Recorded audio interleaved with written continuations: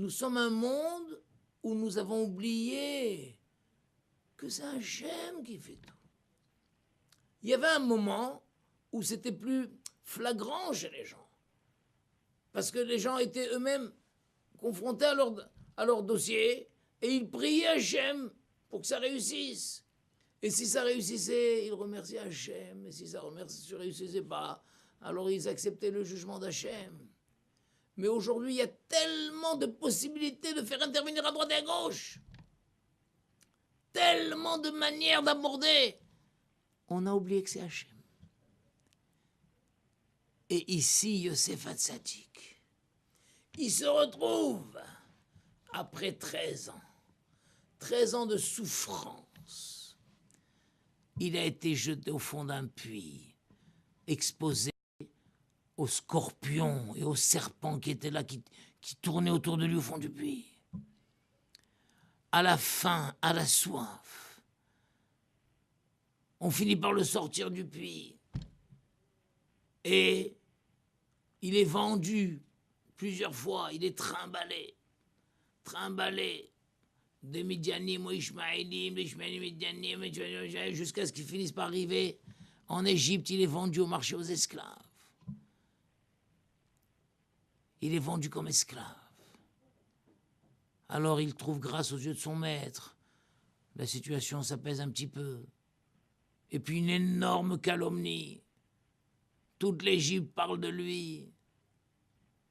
Le petit juif là-bas, il paraît qu'il a tenté d'attaquer la femme de son maître. Ah, qu'est-ce que tu peux t'attendre de gens comme ça? Allez, en prison au fond du puits. Au fond du puits. Là-bas aussi, il trouve grâce un petit peu aux yeux du directeur de la prison. La situation se détend un petit peu. Mais ça reste un prisonnier, un esclave. Et puis voilà maintenant, du jour au lendemain, il devient le vice-roi d'Égypte. L'homme le plus puissant du monde. Après Pharaon officiellement, mais officieusement, même Pharaon a peur de lui. Et au sommet de sa puissance, le monde entier est à ses genoux. Qui voit arriver? Il voit arriver ses frères, il voit arriver les auteurs, les responsables. Les responsables, ceux qui l'ont jeté au fond du puits, ceux qui l'ont explosé à la mort, ceux qui l'ont ressorti, ceux qui l'ont vendu, ceux qui ont fait qu'il a été esclave, qu'il a été pris, les responsables sont là. Et il a les moyens maintenant de se venger. Il a les moyens de les faire payer. Il peut aller jusqu'au bout, il peut aller jusqu'où il veut. Il pourra s'arrêter au milieu, mais il a les moyens maintenant. Et eux sont persuadés que c'est ce qu'il va faire. C'est ce qu'il va faire. Eh bien non. Quand Yosef voit dans quel état de terreur se trouvent ses frères, qu'est-ce qu'il leur dit? Mes frères, coucou, c'est pas vous. C'est pas vous. Vous n'avez rien fait. Tout ça, c'est le projet divin. Le projet divin, Hachem a voulu que je me trouve aujourd'hui à cette place où je suis. Hachem avait plusieurs manières d'y arriver. Il a décidé que j'y arrive en passant par le chemin que j'ai emprunté. Par le fait que je sois d'abord jeté dans le puits, et ensuite vendu, ensuite trimballé, et ensuite calomnié, et ensuite trouvé en prison. Pour que là-bas, il y avait le maître échanson, le maître panetier qui font leurs rêves, et Hachem a révélé le rêve. Aujourd'hui, la place où je suis, c'est Hachem qui l'a voulu, et le trajet qu'il m'a fallu pour y arriver, c'est aussi Hachem qui m'a voulu. Mes frères, vous n'avez été que des shlichim, des envoyés. Des envoyés. Donc c'est pas vous. Et est-ce que quelqu'un va en vouloir à l'envoyé? Tu veux en vouloir à quelqu'un? Ben, adresse-toi à l'envoyeur. Donc mes frères, je n'ai rien contre vous. Et ce n'était pas des mots, c'était un vécu profond chez Yosef Hatzadik. Ce n'est pas vous, c'est Hachem. Ah. Mais de là, Yosef nous a donné une leçon extraordinaire. Mais si c'est comme ça, dans toutes les situations, quelqu'un m'a fait honte, quelqu'un m'a fait ceci, m'a fait cela, je dois me dire, ce n'est pas lui, c'est Hachem. Et vous voulez que je vous dise une chose extraordinaire? Parce que là, vous allez me dire, oui, ben, d'accord, parce que ça s'est bien terminé. Parce que Yosef, il s'est retrouvé vice-roi d'Égypte. Bah oui, là c'était facile de dire, écoutez mes frères, vous voyez aujourd'hui, je suis à la place où je suis là, et ben en fin de compte, c'est vous, presque. Vous savez quoi mes frères? Merci, merci mes frères. C'est grâce à vous tout ça. Non seulement je vous en veux pas, mais vous avez bien fait la mission d'Hachem. Bah oui, parce que là il est arrivé. Mais quelqu'un qui n'arrive pas, c'est pas tous les jours qu'on devient vice-roi d'Égypte. Je vais vous dire un grand secret extraordinaire qui est marqué dans les Sfarim. Dans tous les cas, ça marche. Comme on dit, on gagne à tous les coups. On gagne à tous les coups.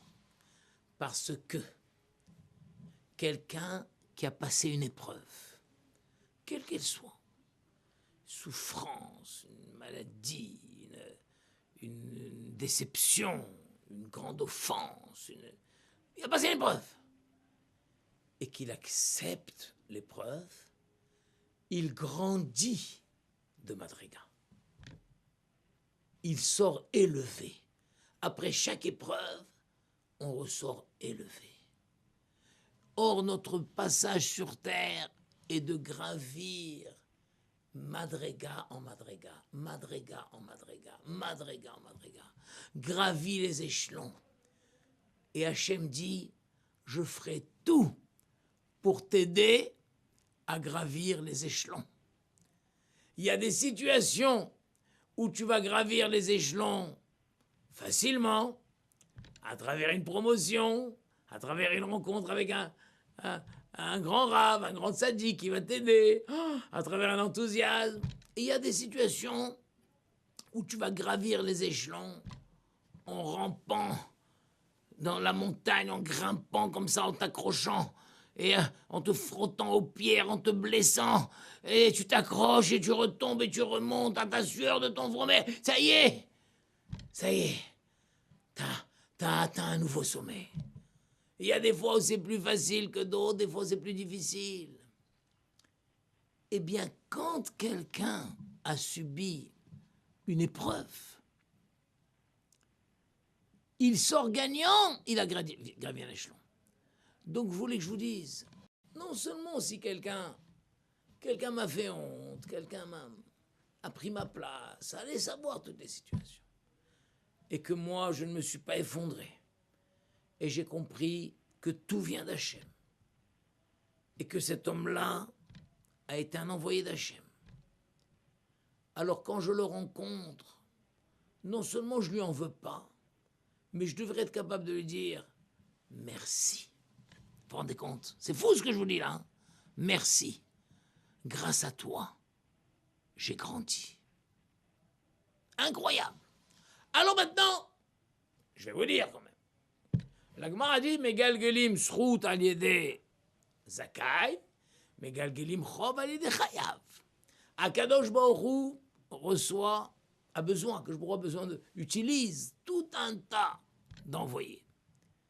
Tiens, cette mission c'est pour toi, cette mission c'est pour toi, cette mission c'est pour toi. Comment Hachem distribue les missions? La Gemara le dit dans Sanhedrin. Dans Sanhedrin, Dafhet Amoud Aleph. La Gemara le dit dans Sanhedrin, page 8, que si c'est une mission positive, c'est un mérite qui va être accordé à l'autre, alors que je va choisir un chaliar, un envoyé qui est méritant. À que je vous dis, allez, tiens, toi t'es gentil, tu mérites d'aller lui annoncer la bonne nouvelle. Allez, vas-y. Par contre, si c'est, excusez-moi, entre guillemets, quand on dit le sale boulot, s'il y a un sale boulot à faire, toujours pour le bien de la personne. Mais je vous ai dit, mais là, son bien passe par un boulot difficile. Imaginons que ça va passer par une opération. Ça passe par une opération. Ça va passer par une douleur. Il y a une douleur. Alors, Akhlbourou dit à quelqu'un, tu sais quoi, toi? De toute façon, tu es tellement méchant que ça te fera pas plus de mal ou de bien de faire ça. Tiens, allez, va, va lui faire ça.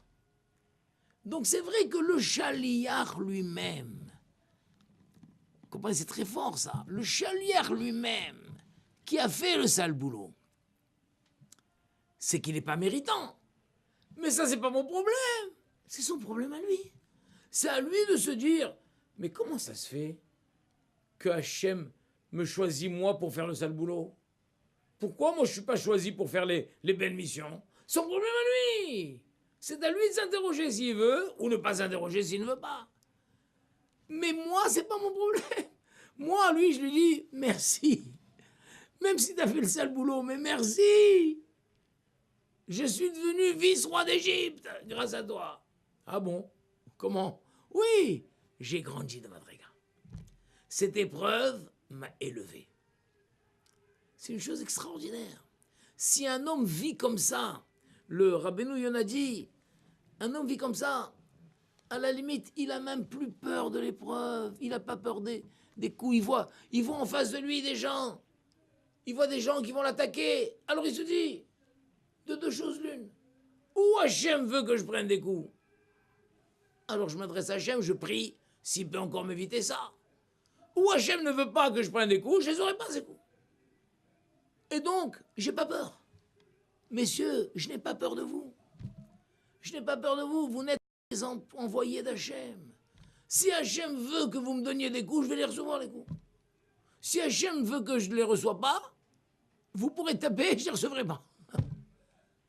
Et donc le Rabbeinu a dit, incroyable. Il n'aura pas dans son cœur la peur des coups. C'est pas toi, c'est Hachem.